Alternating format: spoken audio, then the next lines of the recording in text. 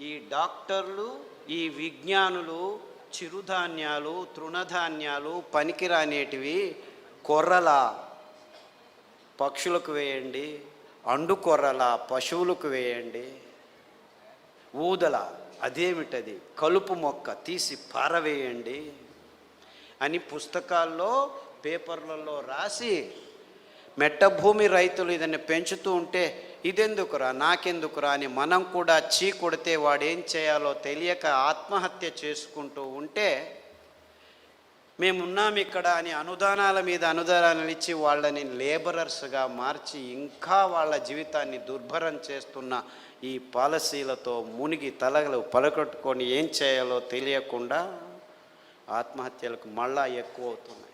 అంటే వాడు పెంచే పదార్థానికి విలువ ఇచ్చి గౌరవంగా దాన్ని తీసుకుంటే వాడు స్వాభిమానంతో బతుకుతాడు అని ఏ ఒక్కడు చెప్పట్లేదు.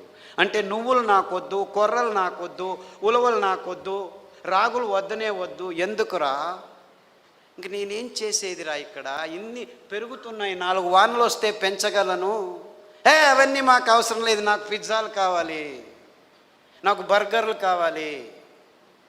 ఆ మాంసం తయారు చేసేదానికి కొన్ని వేల కోట్ల చదరాల భూమి అడవిని నాశనం చేసి ఈ కంపెనీలు సోయాబీన్ మొక్కజొన్నలు జన్యు మార్పిడిలు చేసి గ్లైఫోసేట్ అనే కెమికల్ యాంటీబయాటిక్స్ వాడిన ఈ స్టెరాయిడ్స్ చేసిన పశుగ్రాసాన్ని ఈ కోళ్లకు పందులకు ఆవులకు తినిపిస్తే ఒకవైపు సాంక్రమిక రోగాలు ఎన్నిసార్లు వచ్చినా దీనికి కారణం కానే కాదు, మేము ఇలాగే చేస్తూ ఉంటాము, ఆర్డర్లు చేయండి మీ ఇంటికి తెచ్చి ఇస్తాము పిజ్జాలు బర్గర్లు, ఆన్లైన్, ఇంట్లో మీరు వంటలు చేయకండి, వంటగదులు ఎందుకు, బెడ్రూమ్లో అటాచ్డ్ బాత్రూములు చాలు మీకు.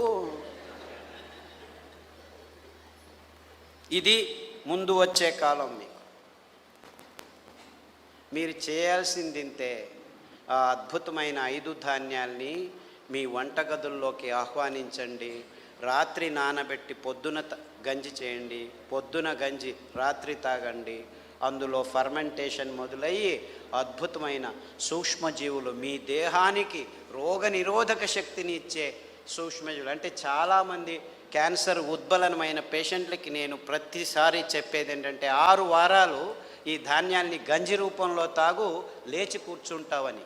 మొన్న కాకినాడ నుంచి ఒక అమ్మాయి, 16 సంవత్సరాల అమ్మాయి, 4 సంవత్సరాల నుంచి బ్లడ్ క్యాన్సర్తో ఇంట్లోనే ప్రతి 3 రోజులకు ఒకసారి రక్తం ఎక్కిస్తూ 4 సంవత్సరాల నుంచి బతుకునింది.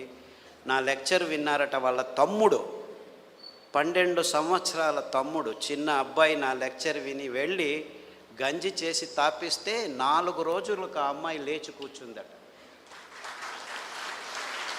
12 రోజుల తర్వాత రక్తం 3 రోజులకు ఎక్కించాల్సింది 6 రోజులు అయింది. 3 నెలల తర్వాత రక్తం ఎక్కించాల్సిన అవసరం లేదు, హీమోగ్లోబిన్ స్టెబిలైజ్ అయితే 4వ నెల పని కట్టుకొని మా ఇంటికి వచ్చి కాళ్ళకి నమస్కారం చేసేదానికి వచ్చాము, ఎందుకంటే నా దగ్గర అపాయింట్మెంట్ లేకుంటే నేను ఎవరిని చూడనని చెప్తుంటే నువ్వు చూడాల్సిన పని లేదు, అంతా అయిపోయింది, బాగున్నాను, నేను కాళ్ళకి నమస్కారం చేసిపోతాను, దానికి 2 నిమిషాలు టైం ఇయ్యి అని చెప్పి వాళ్ళమ్మ అడిగితే నేను నన్ను తిట్టుకున్నాను, ఏమిట్రా బాబు ఇలాంటి, ఎందుకంటే అంతమంది పేషెంట్లు వస్తున్నారు నా దగ్గర, నేను చూడనని చెప్తున్నాను, చూసేదానికి టైం లేదు. 100,000 మంది ఫోన్ చేస్తున్నారు. ఈ బాధలు నేను తట్టుకోలేక పుస్తకంలో అన్ని విషయాలు క్షుణ్ణంగా రాసేసాను. పుస్తకం లేదు, PDF కాపీ అందరికీ ఉంది, ఫ్రీగా అందరికీ ఇవ్వండి. ఒక నెంబర్ ఇస్తారు మీకు, ఆ నెంబర్కి మీరు వాట్సాప్ చేస్తే మీ ఫోన్కి వాట్సాప్ కాపీలో PDF వచ్చేస్తుంది. అందరూ ఫ్రీగా ప్రింట్ చేసుకోండి, అందరికీ పంచండి. 14 క్యాన్సర్లే కాదు, 40 రకాల జబ్బులకు కూడా ఏ కషాయాలు ఎలా తీసుకోవాలి, ఎప్పుడు తీసుకోవాలి, ఎలా తీసుకోవాలి అన్ని విషయాలు పట్టి వేసి రాసేసాం. పొద్దున కషాయం ఏమిటి, సాయంకాలం కషాయం ఏమిటి,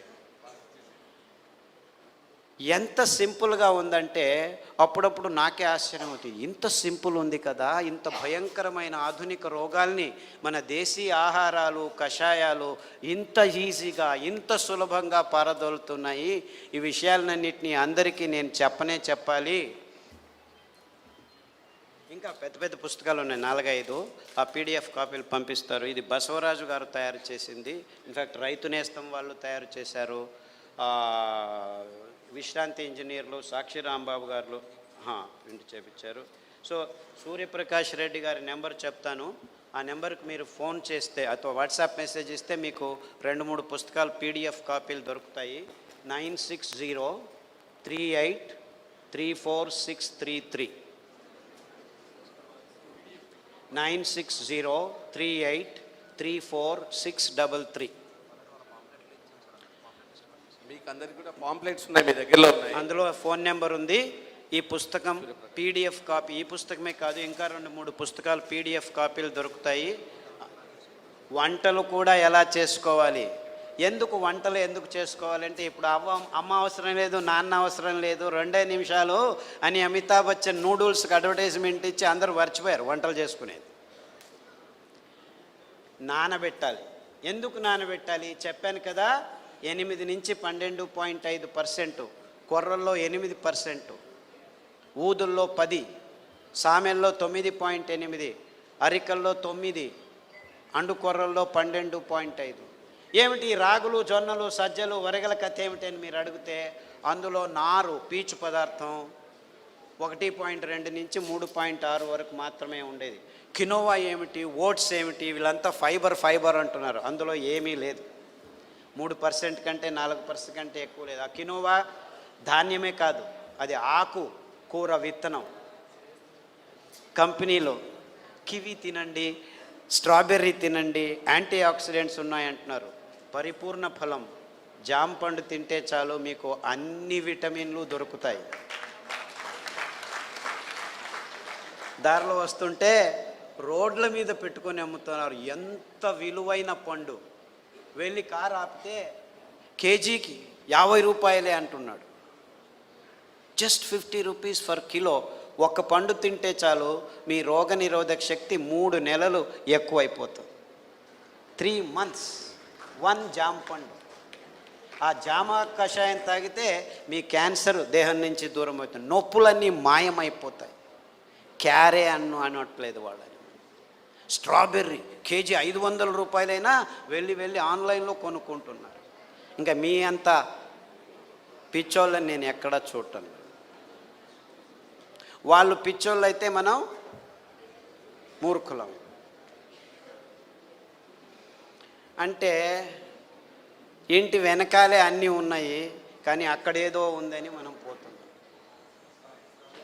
మన అద్భుతమైన మెట్ట భూముల్లో పెరిగే ఈ ధాన్యాల్ని మనం తృణధాన్యాలను పారేస్తున్నాం. మొత్తం ప్రపంచానికి మానవాళికి ఆరోగ్యం కావాలంటే ఈ సిరిధాన్యాలు తప్ప ఇంకా వేరే దారి లేనే లేదు.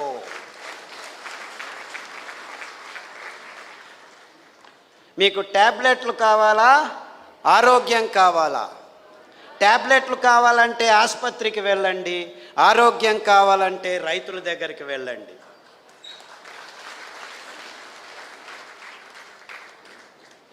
Choice is yours. రైతుల్ని మనం ఆత్మహత్యలు చేసుకుంటున్నట్లు చేస్తున్నాం. ఔషధీ కంపెనీని అందరికంటే ఎక్కువ డబ్బులున్న కంపెనీలుగా తయారు చేశాం. మనం మూర్ఖులమా, వాళ్ళు మూర్ఖులా? It is as simple as this. నేను ఇలా చెప్తుంటే చాలా చోట్ల డాక్టర్లు లేచి do you think it is as simple as that అన్నాడు. నాయన ఇంతకంటే సింపుల్ నేను 2 గంటలు చెప్తున్నాను, 2 నిమిషాల్లోనే చెప్పేస్తాను నీకు. ఈరోజు 1 గంట నడువు. ఇంత అద్భుతమైన పదార్థాన్ని సృష్టించిన ఆ దేవుణ్ణి పొద్దున 15 నిమిషాలు, రాత్రి 15 నిమిషాలు ధ్యానం చెయ్యి. ఆ కాషాయ రంగు ఉన్న సమయంలో, ఉషా సమయంలో, సంధ్యా సమయంలో, ఆ యోగ సమయంలో 15 నిమిషాలు ధ్యానం చేయి. 2 సార్లు చేయి చాలు రోజుకు. సిరిధాన్యాలు తిను, కషాయాలు తాగు, ఇంకేమీ ఆలోచించొద్దు. ప్రపంచమంతా హాయిగా ఉంటుంది. ఎందుకంటే ఈ సిరిధాన్యాల్ని పెంచేదానికి 1 కేజీకి 200 లీటర్ల నీళ్లు చాలు. మీరు తింటున్న వరి బియ్యానికి కేజీకి 8,000 లీటర్ల నీళ్లు కావాలి. మీరు తాగుతున్న ఆ చక్కెరకు ఒక కేజీకి 28,000 లీటర్ల నీళ్లు కావాలి. మీరు తింటున్న కోడిగుడ్లు మాంసానికి ఒక్కొక్క కేజీకి 50,000 లీటర్ల నీళ్లు కట్టాలి. ఇంకా 15 సంవత్సరాల్లో నీళ్లు ఉండవు, ఎనర్జీ ఉండదు, ఇంధనం ఉండదు.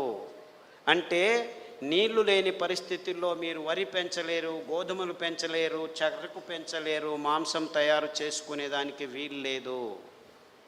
ఇంకా 15 సంవత్సరాల్లో హాహాకారాలతో మానవ జాతి ఆకలితో గడిపే సమయం ఆసన్నమవుతుంది. It's all just going to be 20 more years. So నీళ్ళు లేవు, డ్యాములు కట్టి కూర్చున్నారు, నీళ్ళు వస్తాయి కదా, ఎత్తి పోస్తాం, ఇది చేస్తాం, అది చేస్తాం అంటున్నారు. పోసేదానికి నీళ్ళు ఉంటే కదా. ఇది is a reality, it's not a reality show. అంటే నీళ్లు లేని ఆ పరిస్థితుల్లో 4 వానల్లో పెంచుకొని తినగలిగేదానికి సాధ్యమయ్యేది ఈ సిరిధాన్యాలు మాత్రమే, ఇంకేదీ లేదు. Let the humanity decide. ఇప్పుడే ఆలోచించండి, ముందు జాగ్రత్తలు తీసుకోండి. అప్పుడు మళ్ళా మీరు పెంచుకోవాలంటే ఈ కంపెనీలు ఈ ధాన్యాలని, బీజాలను సమేతంగా నిర్నామం చేసి ఉంటాయి. మీరు ఇప్పుడు తినకపోతే, రైతులు పెంచడం ఆపి చేస్తే 7 సంవత్సరాల్లో విత్తనాలు మొలకలెత్తవు.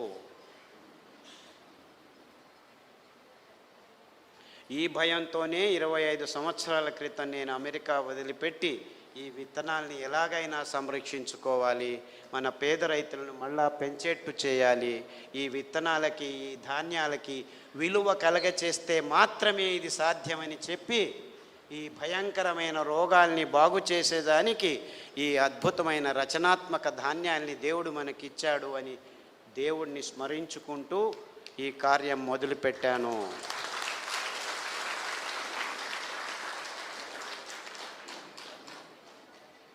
ఇంతే ఆరోగ్య రహదారిని నిర్మించాం మేము.